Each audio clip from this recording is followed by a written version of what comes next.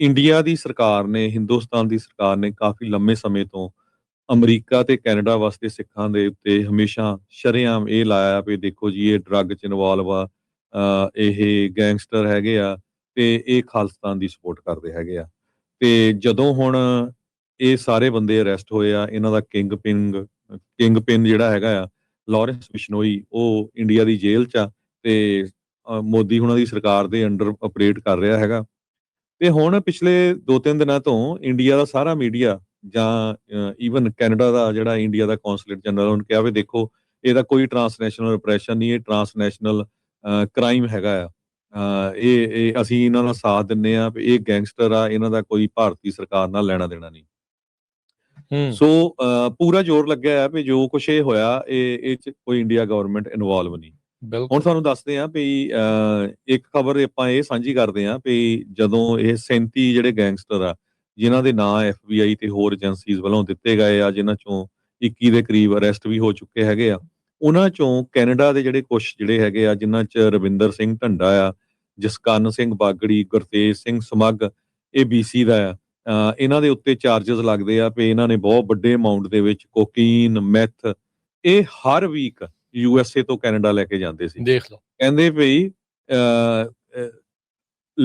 ਉਹਨਾਂ ਤੇ ਅਲੈਜ ਕੀਤਾ ਜਾ ਰਿਹਾ ਵੀ ਲਾਰਜ ਅਮਾਉਂਟਸ ਆਫ ਕੋਕੇਨ ਤੇ meth every week from USA ਤੋਂ ਕੈਨੇਡਾ ਲੈ ਕੇ ਜਾਂਦੇ ਸੀ। ਤੇ ਵੈਨਕੂਵਰ ਸਨ ਨੇ ਕੱਲ ਕਾਫੀ ਵੱਡਾ ਆਰਟੀਕਲ ਲਿਖਿਆ। ਆਰਟੀਕਲ ਲਿਖਣ ਵਾਲੀ ਕਿਮ ਬੋਲਨ ਆ। ਕਿਮ ਬੋਲਨ ਤੁਹਾਨੂੰ ਪਤਾ ਹੀ ਆ ਵੀ ਹਮੇਸ਼ਾ ਜਿਹੜੀ ਸਿੱਖਾਂ ਦੇ ਉਲਟ ਬਹੁਤ ਲਿਖਦੀ ਰਹਿੰਦੀ ਆ, ਪਰ ਇਸ ਰਿਪੋਰਟ ਦੇ ਵਿੱਚ ਫਿਰ ਉਹਨੂੰ ਨਹੀਂ ਮੈਂਸ਼ਨ ਕੀਤਾ ਵੀ ਇੱਥੇ ਜੀ ਕੋਈ ਹੁਣ ਖਾਲਿਸਤਾਨ ਦਾ ਕਿਸੇ ਤਰ੍ਹਾਂ ਕਨੈਕਸ਼ਨ ਹੈਗਾ ਕਿ ਨਹੀਂ। ਉਹਨੂੰ ਇਹ ਦੱਸਿਆ ਵੀ ਜਿਹੜਾ BC ਦਾ ਗੈਂਗਸਟਰ ਆ ਗੁਰਿੰਦਰ ਦਿਓ ਨਾਂ ਦਾ ਬੰਦਾ, ਜੋ ਇਸ ਰਿਪੋਰਟ ਦੇ ਵਿੱਚ ਆਇਆ ਸੀ, ਇਸ ਆਪਰੇਸ਼ਨ ਦੇ ਅੰਡਰ ਆਇਆ, ਉਹਦੇ ਜਿਹੜੇ ਹੁਣ ਉੱਥੇ ਦੀ ਸਰਕਾਰ ਆ ਕੈਨੇਡਾ ਦੀ, ਉਹਨਾਂ ਨੇ ਇਹ ਕਿਹਾ ਵੀ ਇਹਦੇ 3 ਘਰ ਆ, 5.5 ਮਿਲੀਅਨ ਡਾਲਰ ਦੇ ਵੱਡੇ ਵੱਡੇ ਵੈਨਕੂਵਰ ਦੇ ਵਿੱਚ, $11 ਮਿਲੀਅਨ ਤੋਂ ਵੱਧ ਦੀ ਜਿਹੜੀ ਪ੍ਰਾਪਰਟੀ ਬਣਦੀ ਆ ਤਿੰਨਾਂ ਦੀ, ਉਸ ਨੂੰ ਫੋਰਫੀਚਰ ਕੀਤਾ ਜਾਵੇ, ਉਸ ਨੂੰ ਜਿਹੜਾ ਆ ਆਪਣੇ ਕਬਜ਼ੇ ਦੇ ਵਿੱਚ ਲੈ ਲਿਆ ਜਾਵੇ, ਕਿਉਂਕਿ ਇਹ ਪੂਰਾ ਜਿਹੜਾ ਡਰੱਗ ਦੇ ਵਿੱਚ ਇਨਵੋਲਵ ਸੀ। ਗੁਰਪ੍ਰੀਤ ਦਿਓ ਆਪਾਂ ਸਰੋਤਿਆਂ ਨੂੰ ਦੱਸਦੇ ਜਾਈਏ, ਗੁਰਿੰਦਰ ਦਿਓ ਸਰੋਤਿਆਂ ਨੂੰ ਦੱਸਦੇ ਜਾਈਏ ਵੀ ਅੱਜ ਤੱਕ ਜਿਹੜੀ ਇੰਡੀਆ ਦੀ ਸਰਕਾਰ ਤਾਂ ਹੁਣ ਇਹ ਕਹਿ ਰਹੀ ਹੈ ਵੀ ਜੀ ਇਹ ਸਾਡਾ ਕੋਈ ਲੈਣਾ ਦੇਣਾ ਨਹੀਂ। ਸਰੋਤਿਆਂ ਨੂੰ ਯਾਦ ਹੋਊਗਾ ਵੀ ਕੁਝ ਸਾਲ ਪਹਿਲਾਂ ਇੰਡੀਆ ਦੇ prime minister Narendra Modi Canada ਦੇ ਵਿੱਚ ਆਏ ਸੀ ਤੇ ਕੈਨੇਡਾ ਦੇ ਸਾਰੇ ਸਿੱਖਾਂ ਨੇ ਉਹਨਾਂ ਦਾ ਬਹੁਤ ਵਿਰੋਧ ਕੀਤਾ ਸੀ ਉਸ ਟਾਈਮ ਦੇ ਉੱਤੇ, ਨੂੰ ਲੈ ਕੇ ਵੀ ਹੋਰ ਬਹੁਤ ਕਿ ਕਿਸ ਤਰ੍ਹਾਂ ਸਿੱਖਾਂ ਦਾ ਜਿਹੜਾ ਸਿੱਖਾਂ ਦੇ ਨਾਲ ਭਾਰਤੀ ਸਰਕਾਰ ਵਰਤਾਓ ਕਰ ਰਹੀ ਹੈਗੀ ਆ। ਤੇ ਇੱਕੋ ਇੱਕ ਗੁਰੂ ਘਰ ਸੀ ਵੈਨਕੂਵਰ ਦੇ ਵਿੱਚ, ਜਿਹੜਾ ਰੌਸ ਸਟਰੀਟ ਦੇ ਉੱਤੇ ਵੈਨਕੂਵਰ ਗੁਰਦੁਆਰਾ ਸਾਹਿਬ ਆ, ਉਹਨਾਂ ਨੇ ਮੋਦੀ ਨੂੰ ਉੱਥੇ ਸਨਮਾਨਿਤ ਕੀਤਾ ਸੀ, ਸੱਦਿਆ ਸੀ, ਬੁਲਾਇਆ ਸੀ। ਤੇ ਜਿਹੜਾ ਮੇਨ ਆਰਗੇਨਾਈਜ਼ਰ ਸੀ ਵੈਨਕੂਵਰ ਗੁਰਦੁਆਰਾ ਸਾਹਿਬ ਦਾ, ਉਹ ਸੋਹਣ ਸਿੰਘ ਦਿਓ ਆ। ਤੇ ਸੋਹਣ ਸਿੰਘ ਦਿਓ ਦਾ ਬ੍ਰਦਰ ਸੀਗਾ ਪਿੰਦਰ ਦਿਓ ਜੋ ਸੀ, ਉਹਨੂੰ 2016 ਚ ਗੋਲੀਆਂ ਮਾਰ ਕੇ ਮਾਰ ਦਿੱਤਾ ਗਿਆ ਸੀ। ਉਹ ਪਤਾ ਨਹੀਂ ਕੀ ਕਾਰਨ ਸੀ, ਇਦਾਂ ਦੀ ਐਕਟੀਵਿਟੀ ਸੀ ਜਾਂ ਕੋਈ ਹੋਰ ਸੀ। ਸੋ ਪਿੰਦਰ ਦਿਓ ਦਾ ਮੁੰਡਾ ਹੈਗਾ ਇਹ ਹੁਣ ਗੁਰਿੰਦਰ ਦਿਓ, ਜੋ ਇਸ ਆਪਰੇਸ਼ਨ ਦੇ ਵਿੱਚ ਫੜਿਆ ਗਿਆ ਹੈਗਾ। ਭਤੀਜਾ ਮਤਲਬ ਜਿਹੜਾ ਸੋਹਣ ਦਿਓ ਤੇ ਜਿਹੜਾ ਗੁਰਿੰਦਰ ਦਿਓ ਆ, ਉਹ ਰਿਸ਼ਤੇਦਾਰ ਆ ਆਪਸ ਦੇ ਵਿੱਚ। ਜੀ ਬਿਲਕੁਲ, ਉਹ ਰਿਸ਼ਤੇਦਾਰ ਆ। ਸੋ ਇਹ ਹੁਣ ਵੈਨਕੂਵਰ ਸਨ ਨੇ ਰਿਪੋਰਟ ਕਰਦਾ ਵੀ FBI ਦਾ ਜਿਹੜਾ ਆਪਰੇਸ਼ਨ ਹਾਰਡਵਾਲ ਆ, ਉਹਦੇ ਤਹਿਤ ਹੁਣ ਜਦੋਂ ਇਹ ਪਤਾ ਲੱਗਿਆ ਵੀ ਇਹ ਸਾਰੇ ਗੁਰਿੰਦਰ ਦਿਓ, ਜਿਹੜੇ ਬਾਕੀ ਢੰਡਾ ਜਾਂ ਹੋਰ ਮੈਂ ਨਾਂ ਲਏ ਆ, ਇਹਨਾਂ ਸਾਰਿਆਂ ਦੇ ਲਿੰਕ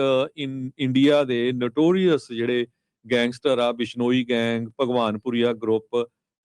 ਢੰਡਾ ਜਿਹੜਾ ਡਰੱਗ ਟ੍ਰੈਫਿਕਿੰਗ ਆਰਗੇਨਾਈਜੇਸ਼ਨ, ਇਹ ਸਾਰੇ ਇਕੱਠੇ ਰਲੇ ਹੋਏ ਹੈਗੇ ਆ।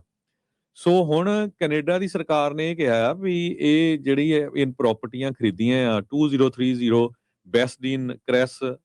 ਤੇ ਇੱਕ 12654 26 ਐਵਨਿਊ ਤੇ 16087 59 ਐਵਨਿਊ ਤੇ, ਇਹ 2 ਸਰੀ ਚ ਆ, ਇੱਕ ਵੈਨਕੂਵਰ ਚ ਆ, ਇਹ ਸਾਰੀਆਂ ਫੋਰਫਿਟ ਕੀਤੀਆਂ ਜਾਣ, ਇਹ ਕਿਉਂਕਿ ਕ੍ਰਿਮੀਨਲ ਐਕਟੀਵਿਟੀ ਦੇ ਨਾਲ ਇਹ ਪ੍ਰਾਪਰਟੀਆਂ ਬਣਾਈਆਂ ਗਈਆਂ ਹੈਗੀਆਂ ਆ। ਇਹਦੇ ਵਿੱਚ ਉਹਨਾਂ ਨੇ ਕਿਹਾ ਵੀ ਜਦੋਂ ਅਸੀਂ ਇਹਨਾਂ ਦੇ ਟੈਕਸ ਰਿਟਰਨ ਜਾਂ ਹੋਰ ਪੇਪਰ ਵਰਕ ਦੇਖਦੇ ਆ ਜਾਂ ਕੰਮ ਦੇਖਦੇ, ਉਹ ਉਸ ਹਿਸਾਬ ਨਾਲ ਤਾਂ ਐਡੀ ਵੱਡੀ ਪ੍ਰਾਪਰਟੀ ਇਹ ਲੈ ਹੀ ਨਹੀਂ ਸਕਦੇ ਹੈਗੇ। ਸੋ ਇਹਦੇ ਵਿੱਚ ਗੁਰਿੰਦਰ ਦਿਓ, ਉਹਦੀ ਵਾਈਫ ਐਲੈਗਜ਼ੈਂਡਰਾ ਪਨੋਰਾਵੇਵਾ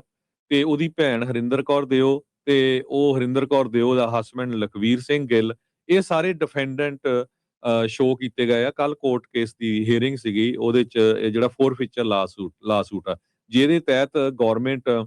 ਉਹਨਾਂ ਲੋਕਾਂ ਦੀ ਪ੍ਰਾਪਰਟੀ ਆਪਣੇ ਕਬਜ਼ੇ 'ਚ ਲੈ ਸਕਦੀ ਆ ਜਿਹੜੇ ਕਿਸੇ ਤਰ੍ਹਾਂ ਦੀ ਜਿਹੜੀ ਕ੍ਰਿਮੀਨਲ ਐਕਟੀਵਿਟੀ ਕਰਦੇ ਹੈਗੇ ਆ। ਸੋ ਯੂਐਸ ਤੇ ਆਰਸੀਐਮਪੀ ਦੀ ਜਿਹੜੀ ਇਨਵੈਸਟੀਗੇਸ਼ਨ ਆ, ਇਹ ਪੂਰੀ ਆਰਗੇਨਾਈਜ਼ ਕ੍ਰਿਮੀਨਲ ਐਕਟੀਵਿਟੀ ਦੀ, ਇੰਟਰਨੈਸ਼ਨਲ ਡਰੱਗ ਟ੍ਰੈਫਿਕਿੰਗ, ਐਕਸਟੋਰਸ਼ਨ, ਰੈਕਟਰੀਰਿੰਗ ਤੇ ਵਾਇਲੈਂਸ ਦੀ, ਇਹਦੇ ਵਿੱਚ ਜਿਹੜਾ ਦਿਓ ਆ 40 ਸਾਲਾਂ ਦਾ, ਉਹ ਪੂਰੀ ਤਰ੍ਹਾਂ involve C.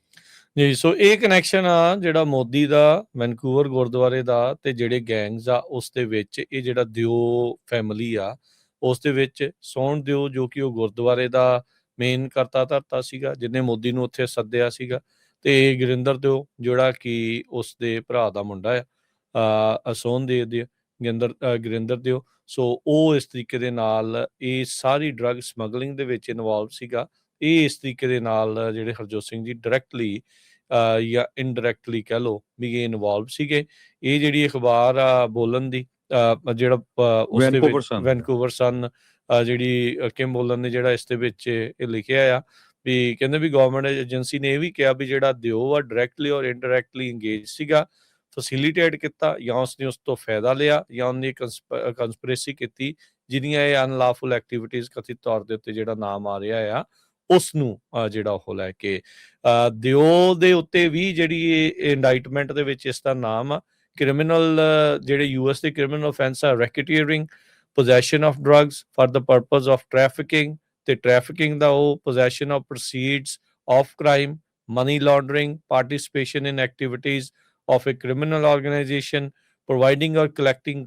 property for terrorist activities, and failure to declare taxable income.